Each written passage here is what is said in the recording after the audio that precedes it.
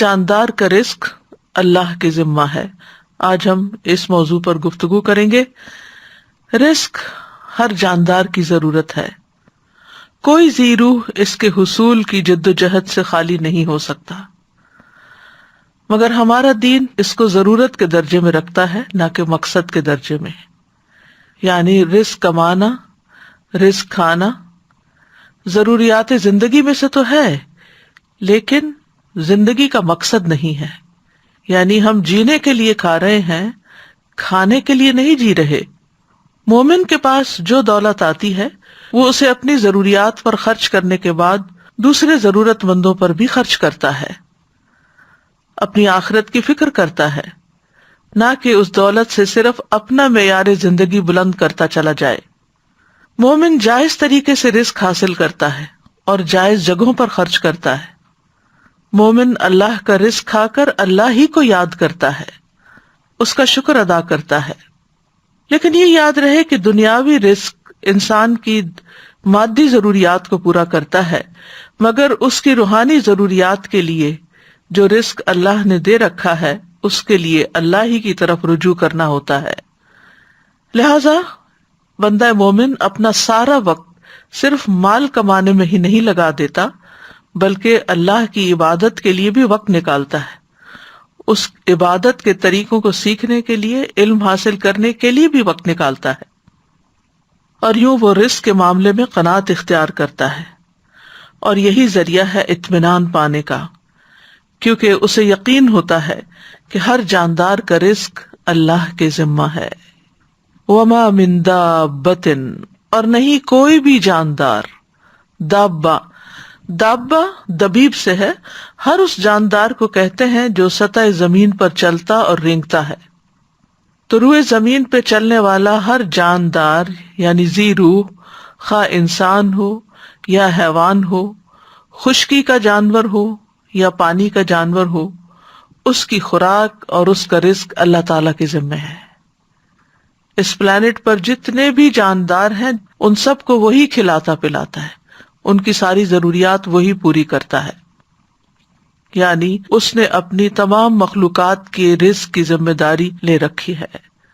بولنے والی مخلوق، بے زبان مخلوق، یاد رکھنے والی، غافل، سوال کرنے والی، خاموش رہنے والی، اطاعت گزار، فرما بردار اور نافرمان اور اس کا انکار کرنے والے، وہ سب کو ہی رزق دیتا ہے۔ زمین پہ بکھری ہوئی جتنی بھی مخلوق ہے، زمین میں بسیرا کرنے والی جتنی بھی مخلوق ہے، آسمان کے کناروں پہ محو پرواز جو بھی مخلوق ہے، سمندر کی گہرائیوں میں تیرنے والی جو بھی مخلوق ہے، ان سب کی تعداد کو بھی وہی جانتا ہے، ان کی اقسام اور ضروریات کو جانتا ہے، اور انہیں ہر لمحے رزق پہنچا رہا ہے۔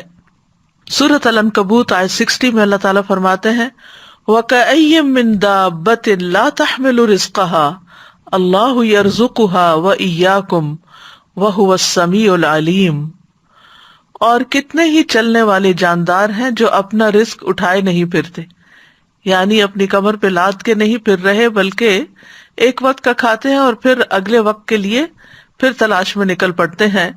اللہ انہیں رزق دیتا ہے اور تمہیں بھی، اور وہی سب کچھ سننے والا اور سب کچھ خوب جاننے والا ہے۔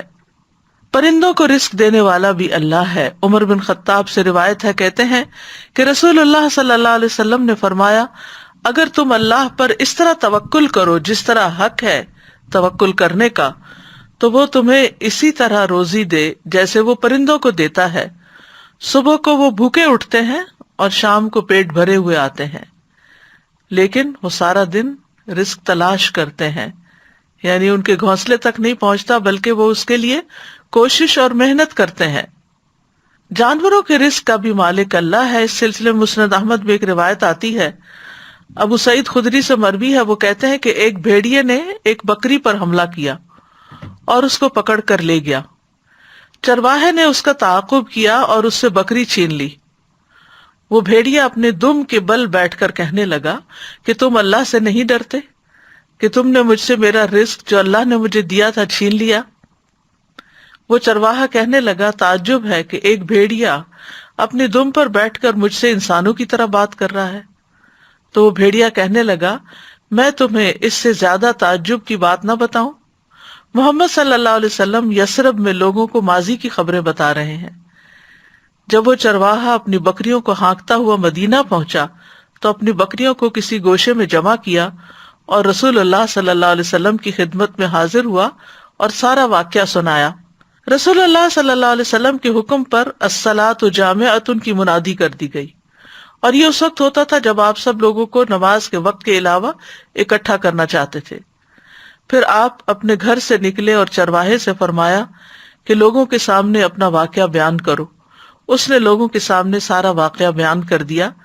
رسول اللہ صلی اللہ علیہ وسلم نے فرمایا، اس نے سچ کہا۔